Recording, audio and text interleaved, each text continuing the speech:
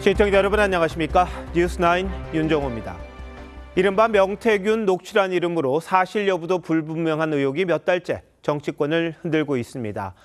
이런 가운데 민주당 지도부가 윤석열 대통령과 명 씨가 대화하는 녹취를 오늘 공개했습니다. 윤 대통령이 당선인 시절 명 씨에게 김영선 전 의원의 보궐선거 공천 문제에 대해 말하는 내용입니다. 윤 대통령의 육성이 담긴 녹취를 민주당 지도부가 직접 공개하면서 공세를 한층 높이고 있는데요. 대통령실에 대한 국정감사와 대규모 장외 집회를 앞두고 있는 시점이라는 점에서 그 의도는 분명해 보입니다. 이번 녹취가 정치권에 미칠 파장과 법적 논란, 그리고 저희 TV조선의 첫 심경을 밝힌 명 씨의 이야기까지 하나하나 짚어드리겠습니다. 먼저 황정민 기자입니다. 민주당 박찬대 원내대표가 긴급 기자회견을 열고 17초짜리 녹음 파일을 공개했습니다. 윤석열 대통령 취임 하루 전인 2022년 5월 9일 당선인 신분으로 명태균 씨와 전화로 나눈 대화를 누군가 녹음한 것으로 추정됩니다. 공관위에서 나한테 이거 왔길래 제가 김영선이 경선 때도 열심히 뛰었으니까 너는 김영선이 좀 해줘라 그랬는데 거기가 말이 많네. 진짜 평생을 잊지 않겠습니다. 고맙습니다.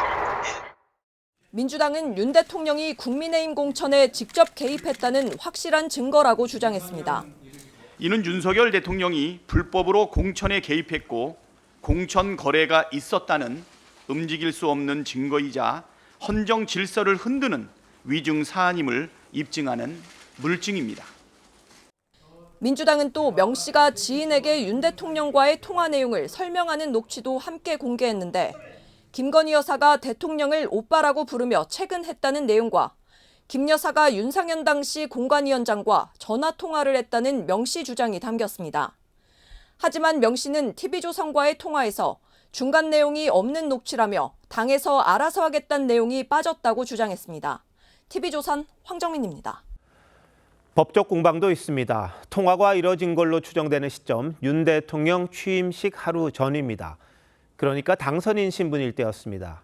민주당은 공천 발표 시점이 취임 후기 때문에 공천 개입을 했다고 주장을 합니다만 여당은 공천 과정에 외압은 없었고 당선인은 공무원이 아니기 때문에 문제가 되지 않는다고 반박했습니다. 당시 공천 전후 사정은 한송원 기자가 짚어봤습니다. 윤석열 대통령과 명태균 씨의 통화가 이뤄진 시점은 2022년 5월 9일로 추정됩니다. 다음 날인 10일 오전 대통령 취임식이 열렸고 오후엔 국민의힘이 국회의원 재보궐선거 지역 7곳 가운데 한 곳을 제외한 6곳의 후보를 발표했습니다. 모두 단수 공천으로 김영선 전 의원이 출마한 경남 창원 의창 등이 포함됐습니다. 당시 당대표는 이준석 의원, 공천관리위원장은 윤상현 의원이었습니다. 윤 의원은 유일한 여성 후보였던 김 전 의원이 이미 가장 경쟁력이 높은 걸로 조사됐다며 청탁이나 외압이 필요한 상황이 아니었다고 주장합니다. 공관위에서 가져왔다는 말 자체가 성립이 안 된다고 봅니다. 공관위에서 그걸 왜 가져가? 당선인한테도 가져가서 보고한다는 게 있을 수 없는 거란. 민주당은 공천 발표가 취임식 이후 이뤄진 만큼 공천 개입이라고 공세를 폈지만 행위가 영향을 미친 것이 5월 10일에 공천 공식 발표이거든요. 취임식 날이고. 그래서 대통령 임기 중에 일어난 일로 저희는 법적으로 판단하고 있습니다. 국민의힘은 통화 당시 신분이었던 당선인은 공무원이 아니라 문제될 게 없다고 반박했습니다. 대통령으로 간주하고 이제 자꾸 생각을 하시니까 당신은 취임식 전의 당선인 신분이었다라는 걸 제가 이제 이야기를 한 겁니다. 국민의힘 박수영 의원도 법률적으로 당선인 신분일 뿐이라며 울산시장 선거 개입 정도는 돼야 진짜 개입이라고 꼬집었습니다. TV조선 한송원입니다. 대통령의 육성이 공개된 지 약 2시간 만에 대통령실도 입장을 냈습니다. 명태균 씨가 자꾸 공천 얘기를 하니까 그저 좋게 얘기한 걸 뿐 당선인 시절 공천에 관여한 바가 없다고 선을 그었습니다. 하지만 대선 경선 이후 통화한 사실이 없다고 했던 이달 초 해명과는 달라서 부실 해명을 했다는 지적, 피하기는 어렵습니다. 조성호 기자입니다. 윤석열 대통령과 명태균 씨의 통화에 대해 대통령실은 특별히 기억에 남을 정도로 중요한 내용이 아니었다며 명 씨가 김영선 후보 공천을 계속 얘기하니 그저 좋게 이야기한 것뿐이라고 해명했습니다. 또 당선인 시절 공천 관련 보고를 받거나 지시한 적도 없다며 공천 결정권자는 당시 이준석 대표와 윤상현 공관위원장이었다고 강조했습니다. 하지만 지난 8일 대선 경선 이후 문자를 주고받거나 통화한 사실이 없다고 기억한다고 해명한 것과는 배치된다는 지적이 나왔습니다. 대통령의 기억에만 의존한 소극적 대응이 논란을 더 키운 것 아니냐는 비판도 나옵니다. 국민의힘은 곤혹스러운 분위기입니다. 한동훈 대표는 기자들의 질문에 침묵했고 민주당이 녹취를 공개했는데 대통령님 목소리가 나왔는데 친한계와 친윤계 반응도 차이를 보였습니다. 저는 당무감사를 좀 착수하는 것이 올바르다 이렇게 보고 있습니다. 당의 1호 당원인 대통령이나 대통령 당선 입장에서 자신의 정치적인 그런 의견을 얘기를 할 수 있는 거죠. 이번 대통령 육성 공개가 또 다른 계파 갈등의 불씨가 될 수 있다는 우려도 나옵니다. TV조선 조성호입니다. 공천 개입 의혹이 일파만파 커지자 검찰도 수사에 속도를 내고 있습니다. 오늘 명태균 씨의 자택을 두 번째로 압수수색했습니다. 명 씨와 김영선 전 의원의 소환도 임박한 것으로 보입니다. 이성진 기자가 보도합니다. 검찰 수사관들이 명태균 씨 집을 나섭니다. 지난달 30일에 이어 한 달 만에 명 씨 자택을 두 번째 압수수색한 겁니다. 주요 증거품은 어떤 게 있을까요? 수색은 순조롭게 진행됐나요? 지난달 교체한 지 얼마 되지 않은 일명 깡통폰을 제출받았다가 명 씨에게 돌려준 검찰은 오늘 압수수색에서 혐의를 입증할 증거 확보에 주력한 것으로 알려졌습니다. 명 씨는 김영선 전 의원으로부터 9천만 원 상당을 수차례에 걸쳐 받았는데 2022년 6월 보궐선거에 공천 대가로 받았다는 혐의를 받고 있습니다. 대선 직전까지 미래한국연구소를 통해 당시 윤석열 후보에게 여러 차례 여론조사를 해주고 김 전 의원의 공천을 받아줬다는 겁니다. 검찰 안팎에서는 이르면 다음 주에 명태균 씨와 김영선 전 의원을 소환할 수 있다는 관측이 나오고 있습니다. TV조선과의 통화에서 공천 개입 의혹을 부인한 명 씨는 자신이 안고 가겠다고 말했습니다. 아버지 산소에 그거 다 묻어놨는데 오늘 불태우러 가요. 지금 가고 있는 길이요. 싹 없애보고 내가 안고 갈게요. 태우는 게 녹음 파일이 담긴 휴대전화 등인지는 답하지 않았습니다. TV조선 이성진입니다. 윤석열 대통령의 음성이 담긴 명태균 녹취와 관련해 정치부 권영석 기자와 좀 더 짚어보도록 하겠습니다. 자, 권 기자, 이 녹취 누가 녹음했습니까? 네, 명 씨는 윤 대통령과의 통화 녹취를 누군가에게 들려줬는데 그게 녹음이 된 것 같다고 했습니다. 그러면서 김영선 전 의원의 지역 사무실 사무국장을 지낸 A 씨를 녹음 당사자로 지목했습니다. A 씨는 창원 지역에서 자유한국당 소속으로 도의원 선거에도 출마했던 인물입니다. 다만 A 씨가 또 다른 사람에게 녹음을 들려줬을 가능성도 있는 만큼 민주당에 제보한 인물이다 이렇게 단정할 수는 없는 상황입니다. 그런데 앞서 대통령실의 부실 해명 논란 전해드렸습니다. 그런데 대응책을 마련하기가 대통령실도 좀 곤란해 보이는데 어떻습니까? 네, 맞습니다. 대통령실은 임기 반환점인 다음 달 10일과 외교 일정 등이 끝나는 다음 달 중순쯤에 김 여사 논란에 대한 대응책을 내놓는 방안을 고민 중인 것으로 알려졌습니다. 하지만 이번에 녹취 공개로 윤 대통령까지 논란 속으로 들어오게 됐고 부실 해명까지 겹치면서 곤혹스러움을 감추지 못하는 분위기입니다. 대통령실은 오늘 간접적으로 당선인 시절의 일로 공천 개입이 아니라는 점을 설명하는 데 주력했지만 추가적으로 어떤 녹취가 더 나올지 알 수 없는 상황이라 대응책 마련에 조금 어려움을 겪고 있습니다. 네, 이게 정치적인 파장, 도의적 비판, 이건 지켜봐야 할 부분입니다만 법적 논란도 있지 않습니까? 근데 민주당은 당선인 신분 때 이루어진 통화인데도 이게 탄핵이 가능하다, 대통령의 공천 개입이다, 이런 주장을 하는데 왜 그런 겁니까? 네, 민주당이 직접적으로 언급을 하고 있지는 않지만 최근 야권의 대통령 탄핵 움직임과 무관하지 않습니다. 대통령 탄핵은 현직일 때 헌법과 법률 위반 행위가 드러나야 하기 때문입니다. 자, 그러면 이게 공천 개입이라고 민주당은 주장하는데 일리가 있습니까? 네, 일단 법조계에서는 당선인은 공무원이 아니라는 해석이 우세합니다. 인수위법을 보면 대통령직 인수위원장이나 직원들은 공무원으로 명시를 했지만 당선인에 대해선 언급이 없습니다. 공직선거법은 공무원의 정치 개입을 문제 삼는 것이기 때문에 공무원이 아닌 당선인 신분이라면 문제가 안 될 여지가 크다는 게 법조계의 시각입니다. 또 오늘 통화 내용처럼 잘 좀 봐달라 이런 수준의 의견 개진만으론 공천 개입으로 보기 어렵다는 의견도 있습니다. 다만 윤 대통령과의 통화 내용을 제3자가 녹음한 녹취가 향후에 증거 능력이 있느냐를 놓곤 가능하다와 그렇지 않다는 의견이 엇갈립니다. 근데 대통령실이 좀 고민스러운 건 다른 녹취가 있지 않겠냐 이런 얘기 아니겠어요? 민주당이 추가 녹취 공개도 했습니까? 네, 민주당이 추가 녹취를 공개하기도 했고 더 많이 공개할 녹취가 상당수라고 했습니다. 여기에는 광역단체장 공천 개입 정황이 담긴 녹취도 있다고 주장을 하고 있습니다. 민주당의 한 관계자는 오늘 공개한 녹취가 가장 파괴력이 큰 것이었다고 했지만 여권으로서는 어떤 녹취가 공개될지 모른다는 게 가장 큰 리스크라고 볼 수 있습니다. 특히 내일은 대통령실 국정감사, 모레인 다음 달 2일엔 대규모 장외 집회가 예정돼 있는 만큼 민주당은 오늘 녹취를 시작으로 대여 공세 수위를 한층 끌어올릴 것으로 보고 있습니다. 네, 민주당이 오늘 녹취를 공개한 이유가 여기에 있는 것 같기도 합니다. 근데 대통령실이 설명할 분 충분히 설명하고 반박할 게 있으면 반박하고 이 진위 논란을 빨리 좀 가라앉혀야 될 것 같기도 하고요. 명태균 씨에 대한 수사도 좀 빨라져야 되겠다 이런 생각이 드네요. 공 기자 잘 들었습니다.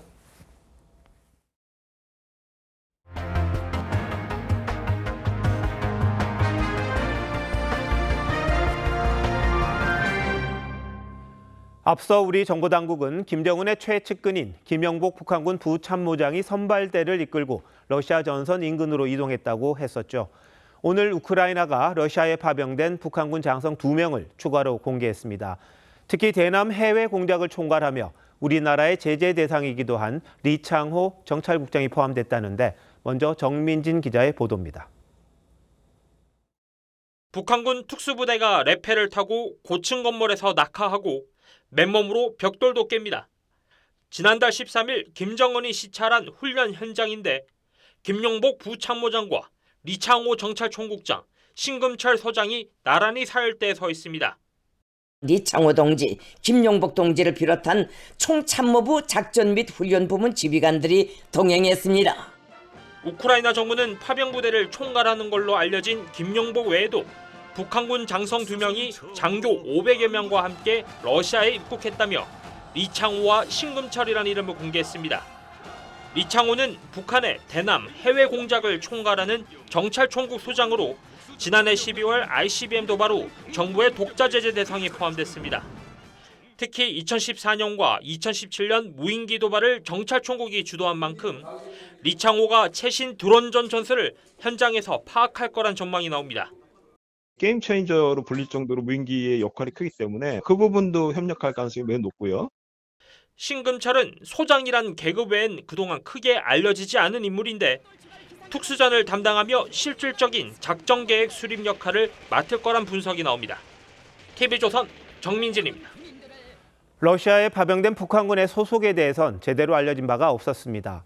저희가 단독 취재했는데요. 경찰 산하 공병부대를 포함해 스커드 미사일 부대가 포함된 걸로 파악됐습니다. 북한의 노동자들도 러시아로 들어가고 있다는데 워싱턴의 이태영 특파원 연결해 알아보도록 하겠습니다. 자, 이 기자, 러시아 파병 부대 정체 파악이 됐습니까?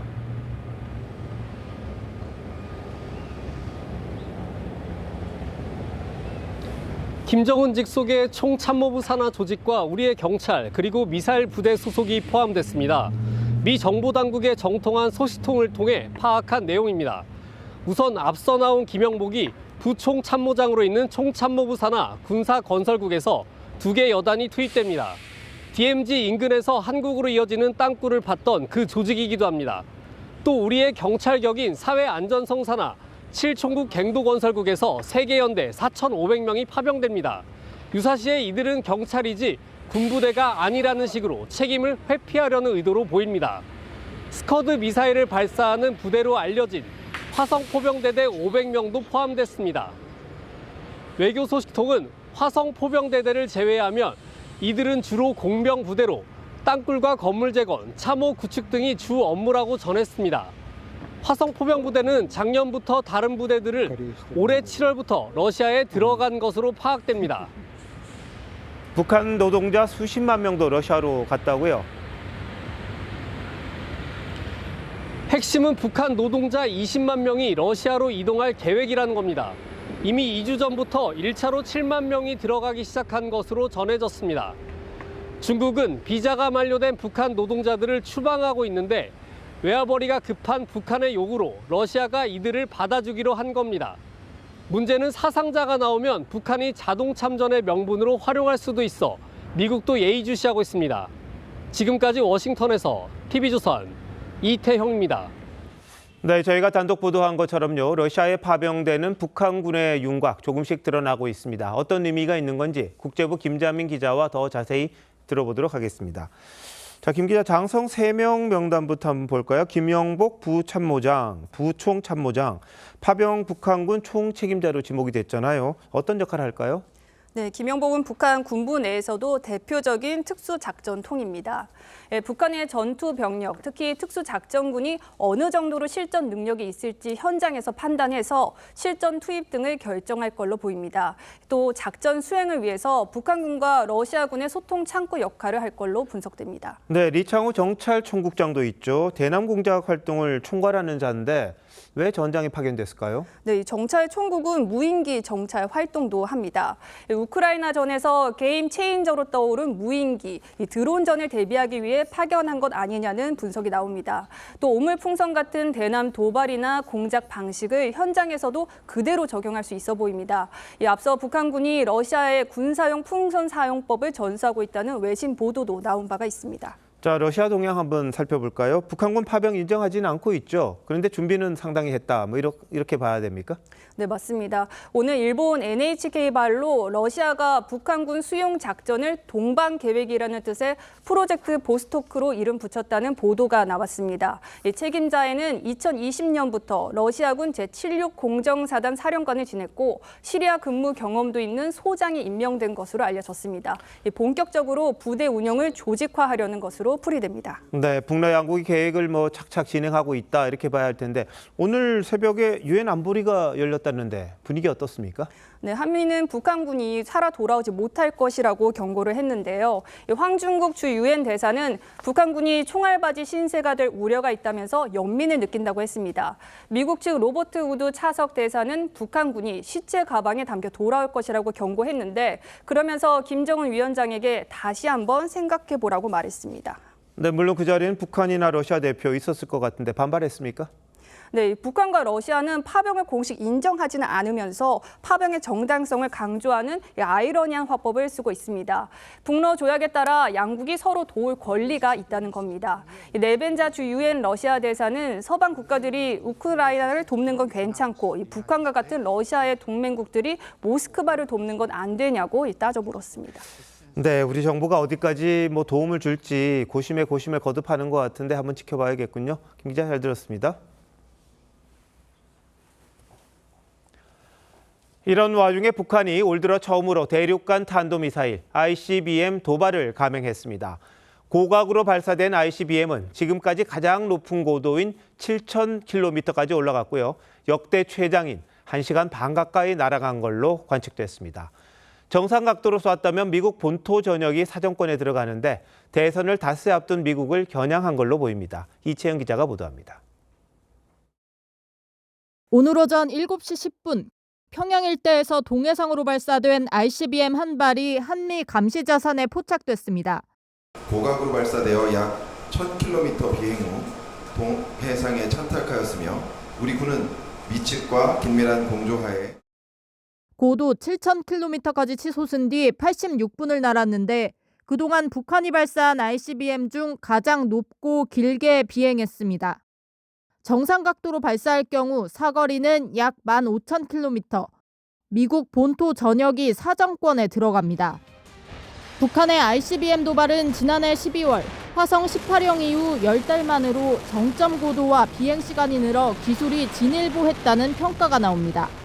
전 세계 어디든 도달하지 못할 곳이 없는 거예요. 또 미 대선 직전에 미국과 한국을 흔들어 보려고 하는 과시 측면도 있고. 워싱턴에서 한미 국방장관이 만나 북한의 러시아 파병을 규탄한 지 5시간 만에 발사가 이루어졌는데 대선을 닷새 앞둔 미국을 겨냥해 무력 시위에 나선 거란 관측이 나옵니다. 최근 북한 내부에 파병과 관련한 소문이 확산되면서 흉흉해진 민심을 결집하려는 의도도 담긴 걸로 풀이됩니다. TV조선 이채연입니다. 우리 군은 오늘 북한이 쏜 ICBM이 12축, 그러니까 바퀴가 24개 달린 이동식 발사대에서 고체 연료를 사용해 발사한 걸로 분석했습니다. 23m 크기로 추정되는 화성 17형보다 덩치는 더 키웠고 탄두 중량도 늘린 걸로 보이는데요. 그동안 북한의 최대 과제였던 대기권 재진입 기술도 거의 완성했다는 평가입니다. 김충영 기자의 보도입니다. 지난달 초 국방공업기업소를 찾은 북한 김정은 위원장이 이동식 발사 차량 바퀴에 손을 얹고 있습니다. 12축 바퀴가 그대로 드러났는데 오늘 ICBM 발사에 이와 같은 크기의 발사대가 사용됐을 걸로 우리 군은 분석했습니다. 지난해 12월 9축 발사대에서 쏜 화성 18형보다 더 길어졌고 이전까지 최대 크기였던 액체연료 기반의 화성 17형도 넘어선 거란 관측이 나옵니다. 미국 본토를 때리려면 사거리가 10,000m 이상 돼야 되니까 사거리 증대와 관련된 연료 탑재량을 늘리려고 했었다는 생각이. 북한은 그동안 대기권 밖으로 나간 ICBM이 고열을 버티며 재진입하는 기술 확보에 난항을 겪어왔는데 김용현 국방부 장관은 북한의 재진입 기술이 거의 완성에 가깝다고 본다고 평가했습니다. 북한은 이례적으로 ICBM 발사 5시간 만에 국방성 담화를 발표하며 적들의 위험한 핵동맹 강화에 대한 대응이란 김정은의 발언도 전했습니다. 핵무력 강화로선을 절대로 바꾸지 않을 것임을 확언한다. 이번 발사가 러시아의 ICBM 야르스 발사 이틀 만에 이뤄진 만큼 북한과 러시아가 이른바 핵동맹을 과시하기 위해 발사 시점을 조율했을 거란 관측도 나옵니다. TV조선 김충영입니다. 북한의 도발에 한미 공군은 한반도 상공에 100대가 넘는 주력 전투기들을 출격시켜 대응했습니다. 우리 군은 이동식 발사대 모형을 폭파하는 훈련 영상도 공개했는데 북한의 도발 원점을 언제든 정밀 타격할 수 있다는 경고입니다. 차정승 기자입니다. 공군의 주력 전투기 F-15K가 GBU-12 유도폭탄을 투하합니다. 표적에서 반사되는 레이저를 수신해 날아간 폭탄은 지상에서 이동 중인 발사대의 정중앙을 정확히 타격합니다. 어제 훈련 영상을 북한의 ICBM 도발 뒤에 공개한 건데 군 관계자는 장시간 채공이 가능한 F-15K와 정밀 유도 무기로 북한이 숨겨둔 발사대를 언제든 타격할 수 있다는 경고라고 했습니다. 오늘 서해와 중부 내륙 상공에선 한미 공군의 KF-16과 F-16이 긴급 출격했습니다. 가상의 표적을 초토화하기 위해 모두 최대 무장 상태로 연합 공격 편대를 구성했습니다. 이번 한미연합 공중훈련엔 F-35A를 비롯한 110여 대가 참가했는데 하늘의 암살자로 불리는 미 공군의 MQ-9 리퍼도 포함됐습니다. 북한 지도부를 향한 강력한 경고 메시지로 해석됩니다. ICBM 발사 직후엔 신원식 국가안보실장 주재로 긴급 NSC 상임위가 소집됐고 윤석열 대통령은 빈틈없는 대비를 지시했습니다. 이후 발생하는 모든 사태에 대한 책임은 전적으로 북한에게 있음을 다시 한번 엄중히 경고한다. 정부는 북한의 고체 연료 미사일 감시를 강화하기 위해 고체 추진제와 동체, 연소관 등 미사일 개발에 필요한 15개 품목을 대북 수출 통제 목록에 추가했습니다. TV조선 차정승입니다. 남북 간 긴장이 높아지는 가운데 납북자 가족단체가 대북 전단을 북으로 날려보내려다 실패했습니다. 북한의 도발을 우려한 접경 지역 주민들이 트랙터까지 몰고 나와 저지했기 때문인데요. 이런 남남 갈등, 북한이 바라는 게 아닌가 싶기도 합니다. 곽승환 기자가 취재했습니다. 도로 한편에 트랙터 20여 대가 줄지어 서 있습니다. 대북 전단 살포를 중단하라는 현수막이 걸려 있습니다. 납북자 가족 모임이 납북 피해자 6명의 사진과 설명이 적힌 대북 전단 10만 장을 풍선에 매달아 북으로 날려보내려 하자 접경 지역 주민들이 저지에 나선 겁니다. 그 대북 그거 전단 때문에 오물풍선이 시작됐고 남북 간에 이제 이런 스피커 방송도 진행이 된 거고. 접경 지역을 긴장시키는 행위로 인해 민북 지역 주민들은 생업을 접고 시민단체와 자치단체장, 국회의원까지 가세했지만 가족 모임 측도 쉽게 뜻을 굽히지 않습니다. 직무유기 하시는 거예요. 직무유기는 윤석열이죠. 어디가 지금 이 법을 누가 만드는지 아세요? 노무현 대통령이. 가족 모임 측은 전단 살포에 반대하기 전에 납북자 문제 해결과 도발 중단을 먼저 북한에 요구해야 한다고 주장했습니다. 우리 가족들이 바라는 것은 단순합니다. 생사 확인입니다. 저도 아버지가 15살 때 납치됐습니다. 경찰은 양측이 충돌할까 버스로 차단벽을 만들기도 했습니다. 경기도 사법경찰까지 나서자 가족 모임은 결국 전단 살포를 취소했습니다. 납북자 가족 모임은 조만간 다시 파주에서 대북 전단을 날려보낼 거라고 예고했습니다.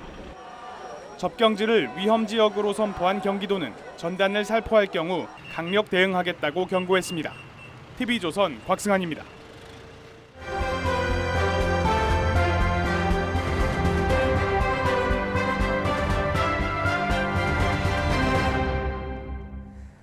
우리나라가 다음 달인 11월에 태풍 영향권에 들 걸로 예상됩니다. 기상관 측 120년 만에 처음 있는 일입니다. 슈퍼 태풍 콩레이가 대만을 통과한 뒤 주말엔 제주와 남해안에 영향을 미칠 걸로 보이는데요. 비가 그친 뒤 다음 주부터는 급격히 추워지겠습니다. 박재훈 기자가 보도합니다. 방파제에 부딪힌 파도가 폭탄이 터지듯 가루처럼 부서집니다. 거센 비바람에 나무도 뿌리가 뽑힐 듯 위태롭습니다. 就在港里面呢，顾好船，绳子顾好，我们安全方面的。到好天气的时候，我们再出去作业，赚钱。 제21호 태풍 콩레이가 시속 162km의 매우 강 수준으로 대만에 상륙했습니다. 콩레이는 오늘 밤 대만을 통과한 뒤 북동쪽으로 방향을 틀어 주말엔 중국 상해 인근까지 북상할 전망입니다. 이번 주말 제주도엔 최대 250mm, 남해안엔 80mm 이상의 비를 뿌릴 것으로 보입니다. 우리나라가 11월에도 태풍의 영향권에 드는 건 기상관 측 120년 만에 처음이란 분석이 나옵니다. 10월 말 11월 초까지도 이렇게 태풍 얘기를 나오는 것은 120년 정도 기록상에서는 지금 처음인 것 같아요. 11월 이맘때쯤 오는 것들이 농작물 피해에 아주 크게 영향을 끼치거든요. 올여름 폭염을 몰고 온 북태평양 고기압이 초가을까지 세를 유지하면서 고기압 가장자리를 타고 태풍이 발달하기 쉬워졌다는 설명입니다. 비가 그친 뒤 다음 주 초반에는 아침 최저 기온이 0도까지 떨어지고 강풍까지 불어 초겨울 날씨가 예상됩니다. TV조선 박재훈입니다. 한 미국인 유튜버가 국내에서 평화의 소녀상을 희롱하고 시민들에게 난동을 부려서 논란이 있었는데요. 시민들의 분노가 쏟아지는 가운데 오늘 한 국내 유튜버가 이 미국인 유튜버를 폭행한 혐의로 체포됐습니다. 조유진 기자입니다. 검은 모자를 쓴 외국인 남성의 뒤를 건장한 남성이 따라붙습니다. 야, 소말리. 어디가? 잠시 뒤 외국인이 나가떨어져 바닥에 뒹굽니다. 오늘 오전 9시 30분쯤 20대 한국인 유튜버가 미국 국적 유튜버 조니 소말리를 찾아가 주먹을 날렸습니다. 사람들이 모여있다는 신고를 받은 경찰이 현장에 출동해 있었지만 미처 말릴 틈도 없이 순식간에 폭행이 벌어졌습니다. 경찰 딛고 간 것만 얼굴 피난 것만 봤지. 소말리는 라이브 방송을 켠 채 평화의 소녀상을 희롱하고 For what? What did I do wrong, man? You know what I mean? I'm trying to show her love, nigga. 편의점에서 음악을 틀고 술을 마시다가 재지나가자 라면을 쏟으며 욕을 하기도 했습니다.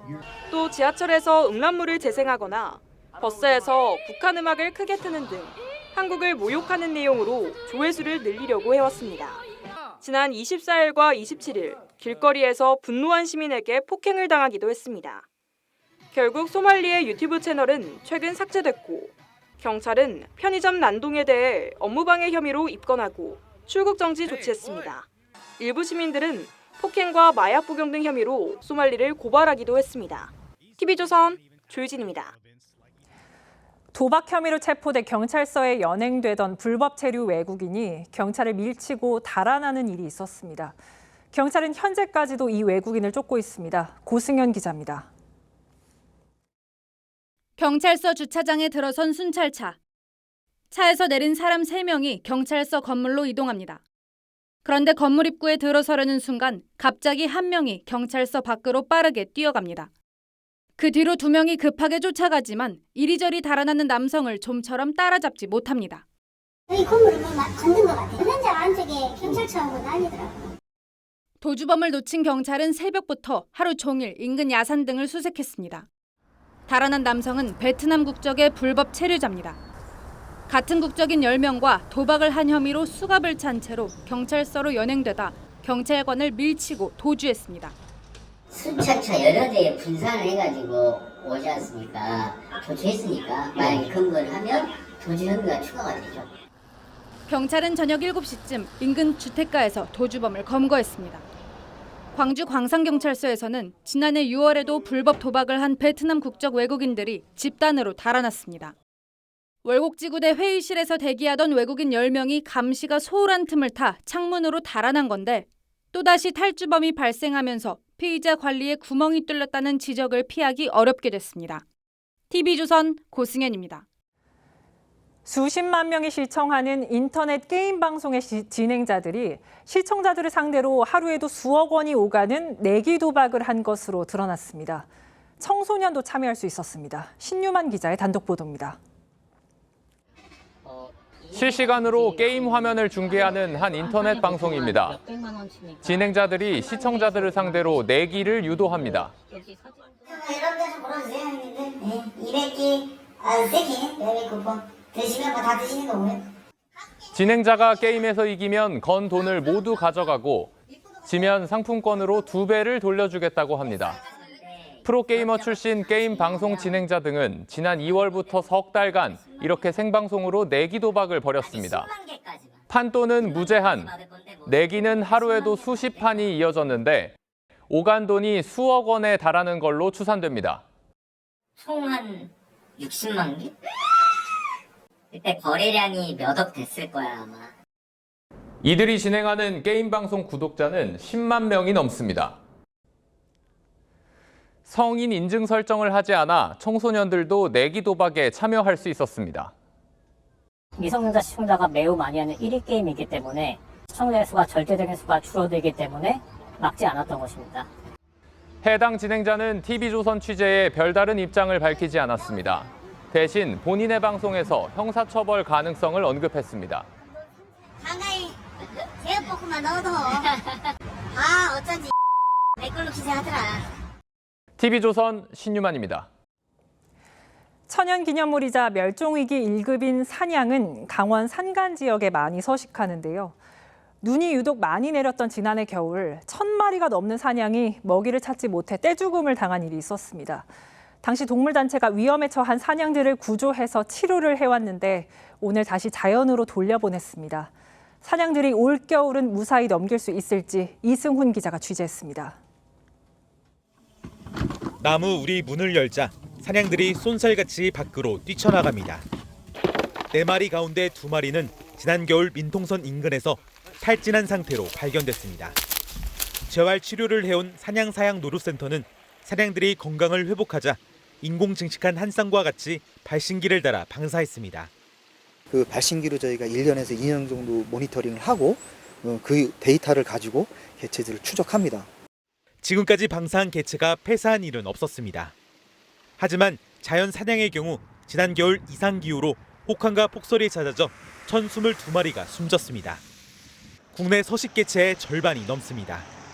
사냥 보호단체들은 지난 겨울 사냥이 떼죽음을 당한 이유 중 하나로 이 아프리카 돼지열병 방역 울타리를 꼽았습니다. 실제 500마리 이상이 울타리 근처에서 숨진 채 발견됐습니다. 이에 환경부는 방역 울타리 44곳에 4m짜리 통로를 만들어 내년 5월까지 상황을 지켜보기로 했습니다.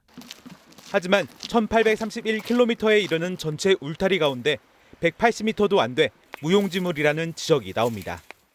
설악산 국립공원이나 양구의 주요 서식지 같은 경우는 울타리를 전면적으로 철거하는 것이 기상청은 올겨울도 혹한을 예고했습니다. TV조선 이승훈입니다. 가족이나 지인이 돌잔치를 열면 돌반지를 선물하는 경우가 많았는데요. 요샌 금값이 너무 올라서 돌반지 선물은 옛말이 됐습니다. 반면 골드바와 금통장은 인기입니다. 왜 그런지 최수영 기자가 취재했습니다. 금반지와 목걸이 등을 판매하는 서울 종로의 귀금속 도소매 시장. 손님을 찾아보기 힘들 정도로 썰렁합니다. 이제 금값이 너무 많이 올라서 손님이 별로 없어요. 지난 1월만 해도 30만 원대였던 이 한돈짜리 돌반지는 최근 50만 원을 넘어섰습니다. 어쩌다 돌반지를 보러 온 손님도 가격을 듣곤 이내 발걸음을 돌립니다. 너무 비싸가지고 굳이 돌반지가 꼭 필요한지 좀 다시 좀 생각 좀 해보려고. 장신구용 금은 인기가 시들한 반면 골드바 같은 투자용 금을 찾는 사람들은 늘고 있습니다. 500g, 1kg 이런 큰 금들을 사는 분들이 많이 늘어나고 있고요. 골드바 매출이 아마 작년보다 한 50% 이상 증가했습니다.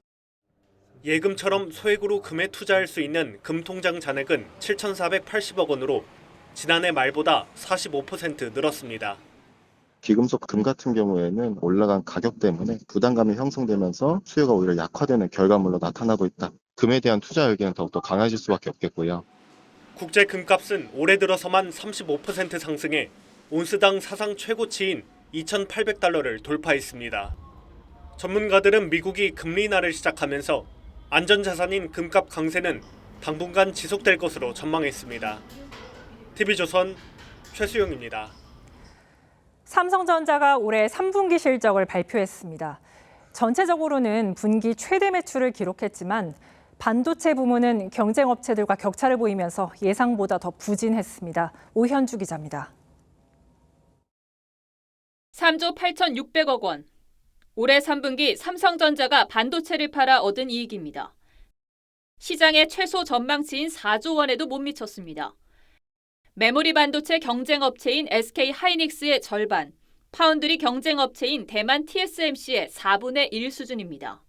SK는 영업이익률이 많이 좋은 상황인데 삼성은 영업이익률이 낮은 편이거든요. 그거는 HBM의 실적 저조와 관련된 얘기라고 할 수밖에 없거든요. 성과급 같은 일회성 비용을 1조 2천억 원가량 지출했고 비메모리 분야에서 1조 원대 적자를 낸 것으로 보입니다. 실망스러운 실적에도 삼성전자는 3분기 시설 투자에 12조 4천억, 연구개발에 역대 최대인 8조 8,200억 원을 투입하며 미래에 대비했습니다. 앞으로 파운드리 설비 투자를 줄이고 메모리 반도체, 특히 AI용 HBM 개발에 집중하겠다는 전략인데 올해 안에 엔비디아의 HBM 납품 가능성도 내비쳤습니다. HBM3 사업화가 지연되었지만 현재 주요 고객사 퀄 과정상 중요한 단계를 완료하는 유의미한 진전을 확보하였고 삼성전자는 위기 극복을 위해 통상 연말이던 정기 인사 시기도 앞당겨 분위기 쇄신에 나설 것으로 알려졌습니다. TV조선 오현주입니다. 민주당 전당대회 돈봉투 사건에 대한 첫 확정 판결이 나왔습니다. 대법원이 윤관석 전 의원에게 징역 2년형을 선고한 건데 핵심 증거였던 이정근 녹취록의 증거 능력을 인정했습니다. 송영길 소나무당 대표, 민주당과 조국혁신당 의원들에 대한 사법 처리에도 영향이 있을 것으로 보입니다. 안혜리 기자입니다. 2021년 민주당 전당대회 당시 송영길 전 대표는 돈봉투를 뿌렸다는 혐의를 받고 있습니다. 당시 송영길 지지 모임 좌장이던 윤관석 전 의원은 중간에서 이 돈을 전달받은 혐의로 재판을 받아왔는데 이정근 녹취록이 핵심 증거였습니다. 인천 두라고 원래 안 주려고 했는데 얘들이 보더니 또 형님 계약하는 게 우리도 주세요. 어떻게 거기서 3개 뺏겼어. 앞서 1심과 2심 법원은 녹취록의 증거 능력을 인정해 윤 전 의원에게 징역 2년을 선고했습니다. 오늘 대법원도 원심 판단에 법리를 오해한 잘못이 없다며 유죄를 확정했습니다. 돈봉투 사건 관련 첫 확정 판결입니다. 돈봉투를 받은 혐의로 기소된 이성만, 임종성, 허종식 등 전현직 의원 3명은 1심 유죄 선고에 불복해 항소심이 진행 중이고 송 전 대표는 1심 재판에서 이정근 녹취록이 위법 증거라고 주장하고 있습니다.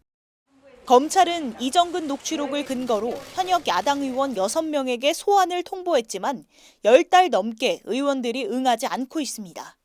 TV조선 안혜리입니다. 새만금 태양광 비리와 선거법 위반 혐의를 받는 민주당 신영대 의원에 대해 검찰이 오늘 구속영장을 청구했습니다. 22대 국회 들어 현직 의원에 대한 첫 구속영장 청구인데요. 압도적 다수인 민주당이 체포동의안을 통과시킬 리는 없어 보입니다. 특권 내려놓자고 한 지가 언젠데 아직까지 이러는 건지 김예나 기자가 보도합니다. 지난 21대 국회에서 더불어민주당 신영대 의원은 새만금 수상태양광 사업의 빠른 추진을 요구했습니다.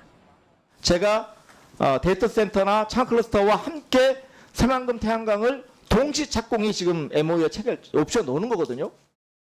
2020년 태양광 사업이 환경을 파괴한다고 강조했던 것과는 180도 달라진 겁니다. 패널 하나에서 정말 미리그램 정도 나오더라도 이게 모아지면 엄청난 양의 환경 재앙이 될 수도 있는 소지가 있어서 검찰은 신 의원이 2020년 9월 한수원 간부 최모 씨로부터 1억 원의 뇌물을 받은 뒤 태도를 바꾼 것으로 보고 오늘 구속영장을 청구했습니다. 공직선거법 위반 혐의도 포함했는데 지난 총선을 앞두고 당내 경선 여론조사를 조작했다는 의혹입니다. 검찰은 뇌물 혐의로 압수수색을 하던 중 신 의원 측이 여론조사에 휴대전화 250여 대를 동원한 정황을 확인했습니다. 신 의원은 국면 전환용 표적 수사라며 반발했는데 불체포 특권을 가진 현역 의원인 만큼 국회에서 체포동의안이 가결돼야 영장 심사를 할 수 있습니다. TV조선 김예나입니다. 스페인에서 대규모 홍수가 발생해 100명에 달하는 사람들이 목숨을 잃었습니다. 실종자가 많아서 피해는 더 늘어날 걸로 보이는데요. 스페인 정부는 국가 애도 기간을 선포했습니다. 고희동 기자입니다. 급류에 휩쓸린 차량들이 뒤엉켜 있습니다. 사람들은 지붕 위에서 구조를 기다리고 동물들은 갇힌 채 몸부림칩니다. 스페인 동남부가 이틀간 내린 기록적 폭우로 쑥대밭이 됐습니다. 피해가 집중된 발렌시아엔 8시간 만에 20개월치 비가 내려 곳곳이 물바다가 됐습니다. 4시간 동안 318mm가 넘는 물폭탄이 쏟아진 지역도 있습니다. No hemos dormido en toda la noche. No encontramos el coche, por ejemplo. No sabemos dónde está. Ha sido catastrófico y encima esta es una parte que se hace balsa. 확인된 사망자만 100명에 육박하고 급류에 휩쓸린 실종자는 집계조차 어렵습니다. Fatal, fatal. Luego había un hombre ahí agarrado a una reja que se iba cayendo y llamando a la gente y socorro. 토네이도와 우박까지 동반돼 피해를 키웠습니다. 주택이 붕괴되고 도로가 끊긴 곳도 속출했습니다. 스페인 정부는 사흘간 국가 애도 기간을 선포했습니다. España entera llora con todos y con todas vosotros. Nuestra prioridad absoluta es ayudaros.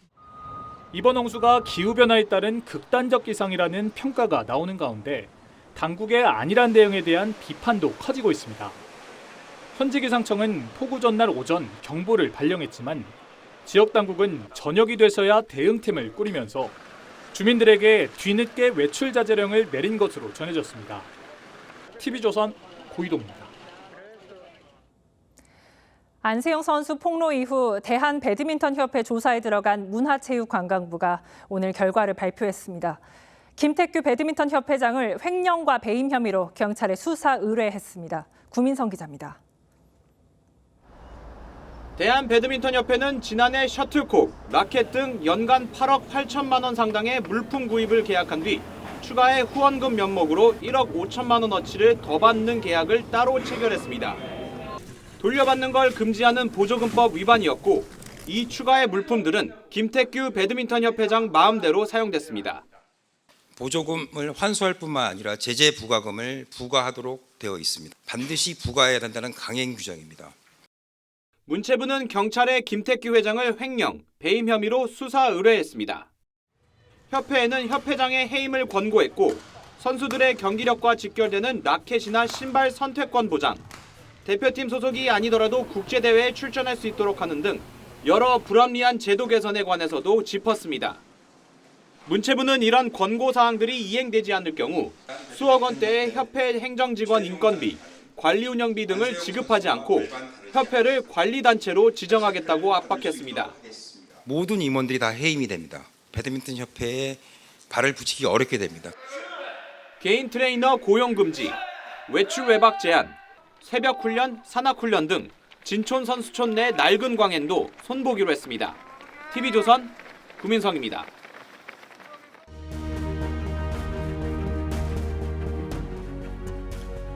차 한 대가 먼지를 일으키며 농장으로 들어옵니다. 어머니는 불길한 예감에 휩싸여 현관으로 나갑니다. 차에서 내리는 장교와 목사를 보고 주저앉습니다. 새 아들의 전사 소식을 알리러 온 사람들입니다. 말 한마디 없이 절제된 장면이어서 더 하늘이 무너지는 아픔이 사무칩니다. Безногого, безрукого, больного. А вы не знаете, что там происходит? 러시아 국방부 앞에 어머니와 아내들이 무릎을 꿇었습니다. 끌려간 아들과 남편을 돌려달라. 푸틴을 향해 시위하는 모임, 집으로 가는 길입니다. 북한은 주민들에게 아예 파병을 숨기고 있다고 합니다. 입단속과 함께 파병 군인 가족들을 집단 이주시켜 격리하는 정황이 전해졌습니다. 김정은도 민심 무서운 줄은 아는 모양입니다. 3,000명 넘는 북한군이 교전 지역 가까이 이동한 것으로 알려진 오늘, 북한이 대륙간 탄도미사일을 쏘아 올렸습니다. 한미의 파병 규탄과 미국 대선을 겨냥한 적반하장 무력 시위입니다. 각도를 기울여 정상 발사를 감행할지 모른다는 우려와는 달리 높이 쏘는 고각 발사였습니다. 하지만 파병 대가로 푸틴이 대기권 재진입 기술을 넘겨준다면 완성됩니다. 핵 잠수함도 김정은이 열망하는 과업이죠. 우리에겐 재앙입니다. 김정은이 12,000 병사들을 사지로 몰아넣는 궁극적인 목적이기도 합니다. 부상한 러시아 병사가 우크라이나군 드론을 향해 항복하며 살려달라고 빕니다. 물을 달라고 애걸합니다. 개전 이후 러시아군 사상자가 70만 명에 이른다고 하죠. 2대 1로 치는 부상과 전사 비율을 대입하면 거의 25만이 목숨을 잃었다는 얘기입니다.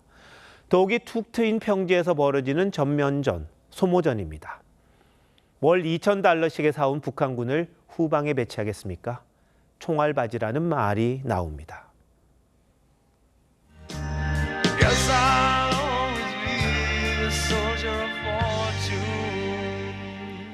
북한군 병사들이 러시아군 훈련장에서 보급품을 받으며 오가는 말입니다.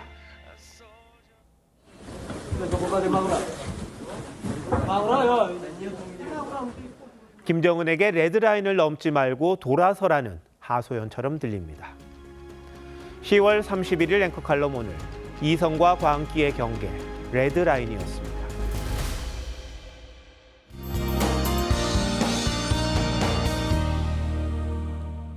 11월의 시작인 내일도 수도권과 강원 지역은 가끔 구름만 많겠습니다. 오늘 전남 해안과 제주도를 시작으로 내일은 남부지방과 충청 남부에서도 비가 내리겠습니다. 모레까지 제주 산지에는 최대 300mm 이상의 폭우가 예상되고요. 그 밖 제주도에도 80에서 150mm, 남해안에도 80mm 이상의 많은 비가 내리겠습니다. 특히 내일 밤에 제주도는 시간당 30에서 50mm의 강한 비가 쏟아질 수 있어서 각별한 주의가 필요하겠습니다. 내일 제주도와 전남 남해안에서는 강한 바람도 불겠습니다. 내일 아침 서울과 대전이 12도로 출발하겠습니다. 낮 기온은 대부분 지역이 20도를 밑돌면서 오늘보다 1도에서 크게는 7도가량 기온이 낮아지겠습니다. 물결은 제주 해상에서 최고 5m로 매우 거세겠습니다. 다음 주 월요일 수도권과 영서에 비가 내리겠고 찬바람이 내려와 날이 급격하게 추워지겠습니다. 날씨였습니다. 10월 31일 목요일 뉴스나인 마칩니다. 시청해주신 여러분 고맙습니다.